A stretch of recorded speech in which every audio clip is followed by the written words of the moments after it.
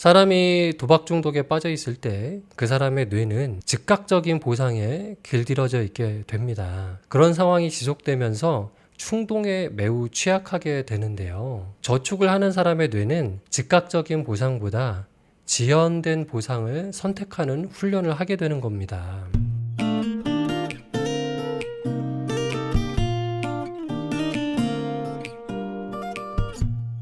안녕하세요. 마음치유공간 여백의 여백직입니다.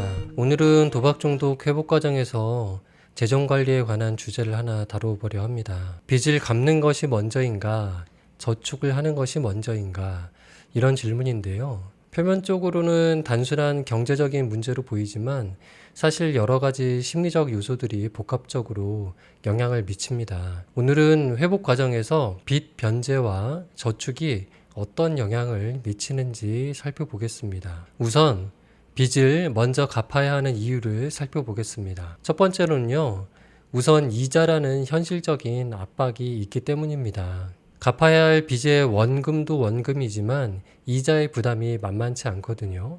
빌릴 때는 체감되지 않지만 갚는 과정에서는 그 부담감이 꽤 크고요. 아깝다는 생각이 들기 마련입니다. 또 대부분의 대출 이자는 저축 상품의 이자율보다 높잖아요.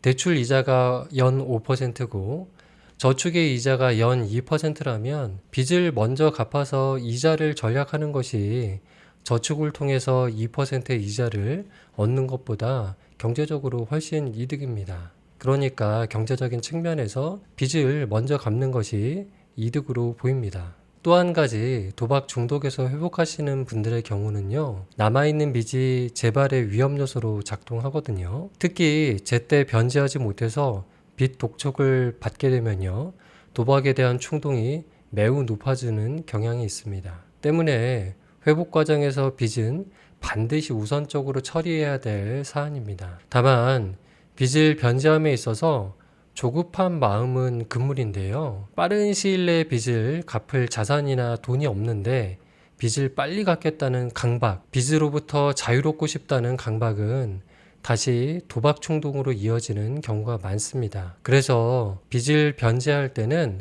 우선 심리적으로 안정을 찾아야 합니다. 지나치게 과도한 빚에 대한 압박감이나 불안, 강박을 느끼고 있다면요, 그런 감정을 먼저 진정시키는 것이 우선입니다. 그리고 심리적으로 안정을 찾은 후에 현실적이고 구체적인 빚 변제 계획을 세우는 것이 중요합니다. 이번에는 빚이 있음에도 불구하고 저축을 먼저 해야 하는 이유를 살펴볼 텐데요. 사실 저축을 먼저 해야 한다기보다는요, 저축을 병행해야 하는 이유라고 하는 것이 정확할 것 같아요. 뒤에 말씀드리겠지만 저축을 병행하는 것은 금전적으로 도움이 돼서라기보다는요, 회복 과정에 있어서 심리적으로 효과가 매우 크기 때문에 하는 것이 좋다고 할 수 있습니다. 우선 도박빚을 갚는 와중에 저축을 병행하는 이유는 심리적인 안정감 때문입니다. 앞서 살펴본 바와 같이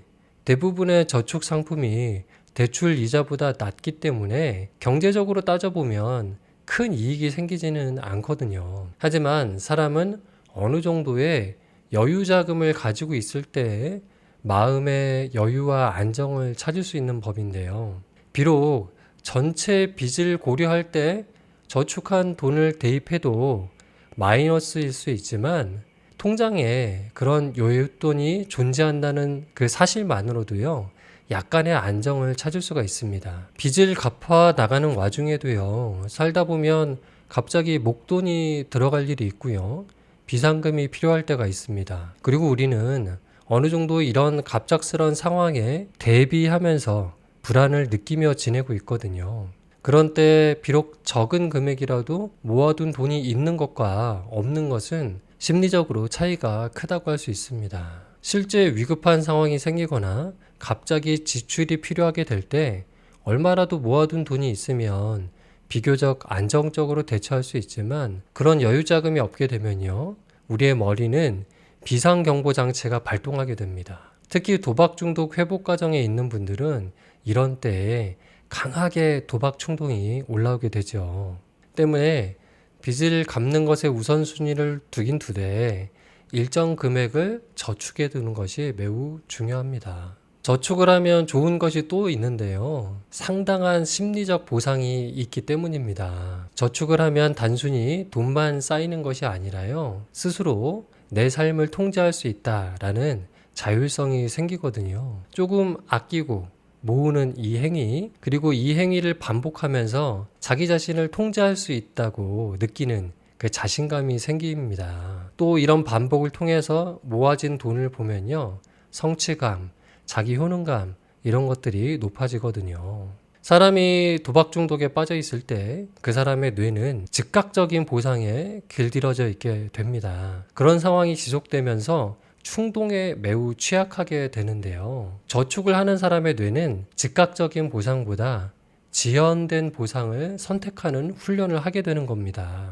이런 과정에서 뇌의 전전두엽의 조절 기능이 향상이 된다고 할 수 있어요. 즉각적인 보상이 없어도 견딜 수 있는 뇌의 상태, 만족감을 잠시 미래로 미루고 현재의 불편함을 이겨낼 수 있는 상태로 우리의 뇌가 훈련이 된다.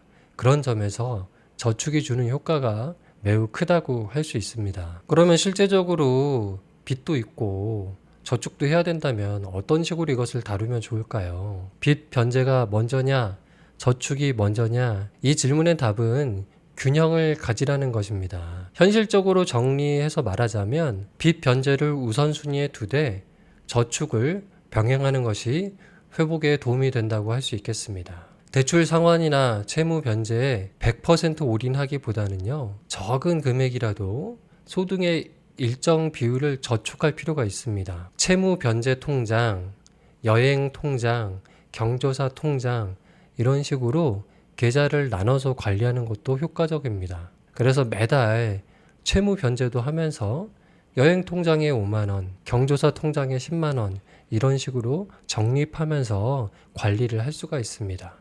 그러면 각 통장마다 딱 금액들이 채무 변제 통장은 차감되고 그리고 경조사 통장이나 여행 통장은 이렇게 적립이 되잖아요. 그런 것들을 눈으로 확인할 수 있는 효과가 있습니다. 가끔 그런 생각을 하시는 분들도 있어요.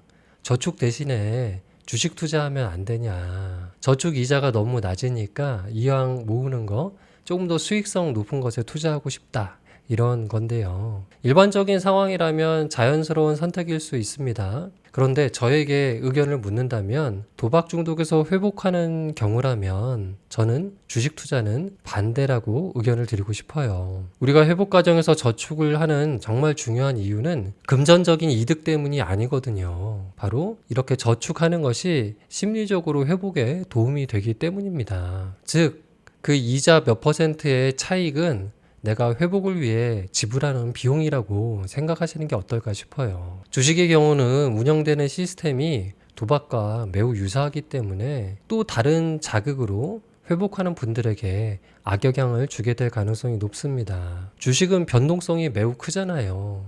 매일매일 다양한 사회 경제적 상황에 영향을 받거든요. 그러면 그때마다 우리 뇌가 영향을 받게 됩니다. 자꾸 주식창을 확인하게 되고 뭔가 예측하고 싶고 분석하고 싶고 그러면 과거 도박할 때와 같이 뇌가 다시 활성화될 수가 있습니다. 그런 고위험 상황에 우리 뇌를 굳이 노출시킬 필요가 있을까요? 굳이 주식을 투자하겠다고 하신다면요. 직접 투자는 하지 마시고 간접 투자에 한해서 적금 형식으로 하는 것이 그나마 안전합니다. 증권사에서 전문가들이 상품으로 만든 ETF 같은 것들이 있잖아요. 그런 것들을 적금 형태로 매달 일정액 혹은 매달 일정 수량에 투자하는 형태라면 그나마 안전하다고 할 수 있겠습니다. 이런 과정에서 돈 관리는 누가 하는 게 좋은가? 자주 강조드리는 것이지만 빚을 변제하고 저축을 하는 과정에서 돈 관리는 가족 중 한 분에게 위임하는 것이 좋습니다. 부득이하게 혼자 살고 있고 자기 외에는 돈을 대신 관리해 줄 사람이 전혀 없는 경우가 아니라면 꼭 타인에게 재정 관리를 부탁하시는 것이 안전합니다. 대신 관리해주는 가족으로부터 정기적으로 현황을 체크하세요. 채무가 얼마가 변제되어 가지고 얼마가 남았다. 또 얼마를 저축해서 현재 이 정도 자산이 형성됐다. 이런 것들을 인지하고 계시면 됩니다. 내가 직접 그 돈을 처분할 수 있는 권한이나 방법은 없지만 그렇게 인지하는 것만으로도 자신의 회복을 위한 수고와 노력에 대한 보상이 되거든요. 앞서 말씀드린 대로 빚은 도박 충동을 불러일으키는 강한 자극이 되는데요. 하지만 동시에 도박 행동을 억제하는 요인으로 작동하기도 합니다. 빚을 빨리 갚는 것이 중요한 문제이기는 하죠. 하지만 빚보다 중요한 것이 빚에 대한 감정, 돈에 대한 나의 감정입니다. 사실 채무나 빚 자체가 도박 충동을 불러일으키는 것이 아니고요. 빚이나 채무와 관련하여 발생한 내 안에 일어난 그 감정을 잘 다루지 못할 때, 즉 빚 때문에 멘탈이 흔들릴 때 도박에 무너지는 겁니다. 채무를 변제하는데 지나치게 몰두하다 보면요.